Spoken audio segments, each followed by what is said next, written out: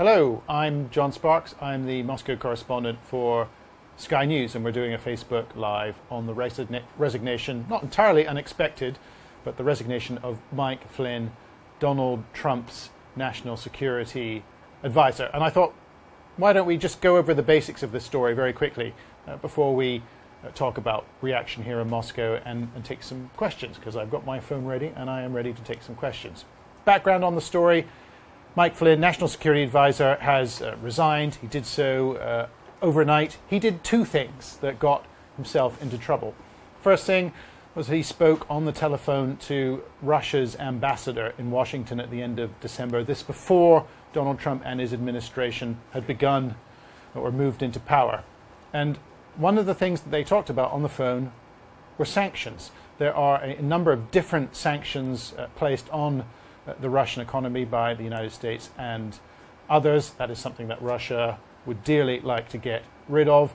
Those sanctions were discussed by Mike Flynn and the Russian ambassador in Washington, and that represents a serious breach of protocol because Donald Trump and his team weren't even in power yet. There was Mike Flynn talking about sanctions with an adversary, a country that is considered to be an adversary to the United States. It may also be against US law as well.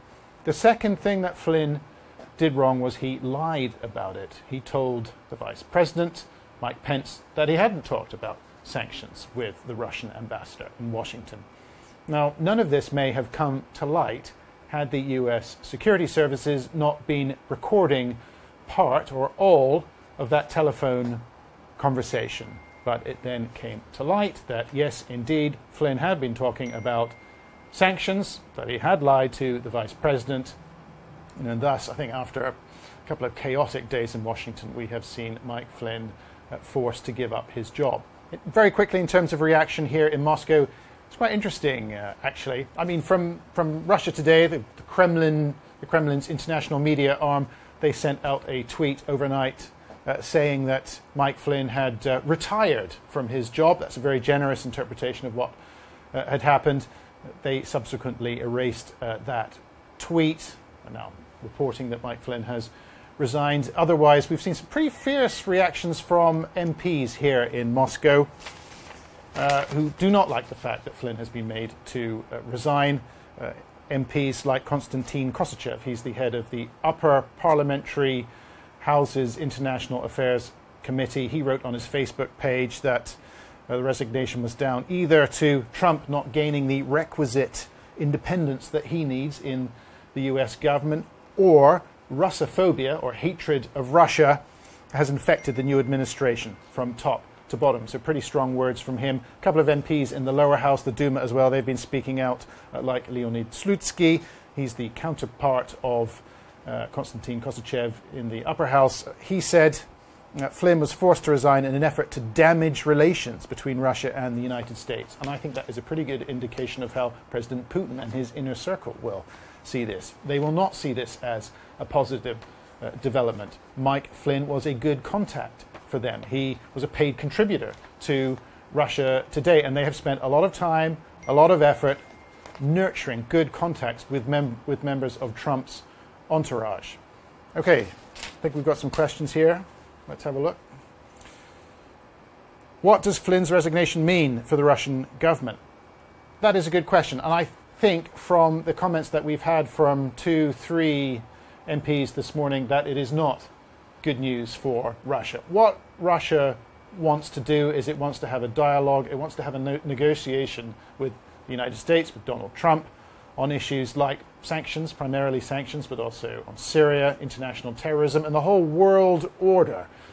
The Russians are looking to change it. It is widely believed that they want to have their own sphere of influence in the post-Soviet territories, countries like Ukraine, like Belarus, the Baltics, for example.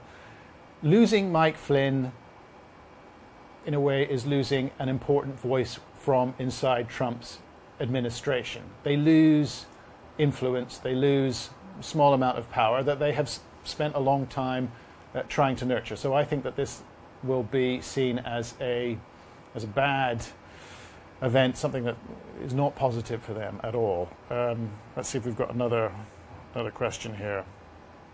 What are the implications for Kislyak following Flynn's resignation? Kislyak is the Washington ambassador for Russia.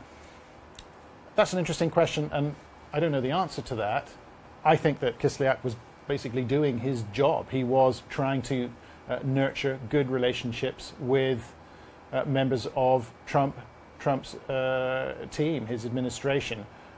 He, I'm sure, knew that he was on questionable ground in terms of discussing sanctions with Mike Flynn, but really that was Mike Flynn's responsibility, and he has paid the price. Vicky Ferguson asks, was there any evidence that he actually lied, or was he framed? Yeah, I think it's fair to say that there is evidence that Mike Flynn lied, because I think that what Mike Flynn did in terms of having telephone conversations, it's believed that he had more than one, with the Russian ambassador in Washington, that those telephone conversations would be recorded. And Mike Flynn had a long history in US intelligence. Frankly, it's surprising that he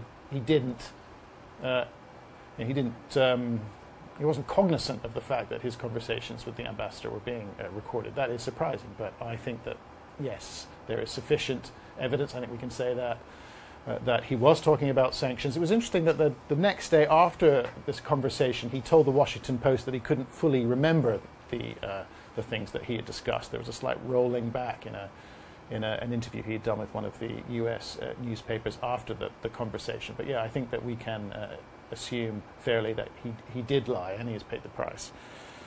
Let's see, what else have we got? Is Vladimir Putin likely to comment on Flynn's resignation?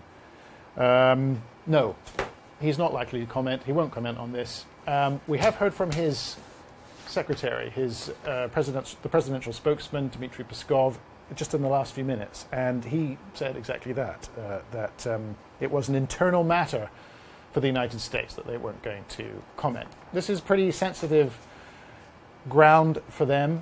I think one of the interesting things that has happened over the last couple of weeks is that we've seen senior members of Trump's team pull away from Donald Trump's really quite surprising pro-Russia, pro-Putin position. But we've seen people like his ambassador at the United Nations, Nikki Haley, say, listen, we are not going to reduce sanctions on Russia unless Russia pulls out of Crimea. Crimea, the international community believes, is a part of Ukraine. It was annexed by Russia in 2014. It's a very strong statement by her that was backed up by Sean Spicer, the communications director for Trump's administration, the following day. So you've got senior members of Trump's team being far more circumspect about their relationship with Russia, which leaves Trump, interestingly, in a somewhat more isolated position. Again, he has been very pro-Russia during the presidential campaign, says he admires and respects Vladimir Putin, but there aren't really any members of his team saying similar things. So he looks a bit more isolated now too. And I think that the Russians will be cognizant of that. They will be very careful about what they say. Although we have heard from MPs today, senior MPs, saying that they don't like the fact that Mike Flynn is gone. Okay, what else have we got? Does this news impact on the UK government in any way? They'll be watching this closely. I think they'll be watching it closely because they will have been uncomfortable with a lot of the statements that Donald Trump has made about Russia, with the overtures to Vladimir Putin. We have heard reports in some of the UK papers that British intelligence agencies were worried about handing over some of their intelligence to their US counterparts in case it wound up in the hands of the Russians. Such was the feeling, such was the concern that Trump's administration had developed a very close relationship with the Russians. I think that they'll be reassured by this. Mike Flynn, someone who has reckoned to have had very close contacts with the Russian administration, is now out. Let's see, what else have we got? Has Trump reacted to the news yet? No, and I can tell you that there was a great deal of confusion last night in Washington. On one hand, you had his policy advisor, Kellyanne Conway, saying that Donald Trump had complete confidence in Mike Flynn. But about 15 minutes later, Sean Spicer said something completely different to one of the US television networks. He said that Donald Trump was reevaluating the situation. Really a pretty chaotic situation, pretty chaotic scenes in Donald Trump's administration. Will Trump comment on it publicly? Certainly he will be asked about it if journalists get a chance. I'm not sure how we'll brush this one away. What else have we got? Final question. Okay. Can Trump trust Putin following this? That's a really interesting question. I don't know the answer to it. The relationship, there's a great deal of speculation about the relationship between Trump and Putin. Of course, Trump says they've never met before, although he did a couple of years ago on one radio show with a right-wing talk show host say that they had met. And he was very, I listened to it, he was very definitive in that. But he claims, or subsequently has claimed, that they haven't met. So it's difficult to know how he has developed this feeling of trust for Vladimir Putin. They've both exchanged pleasantries and complimented each other.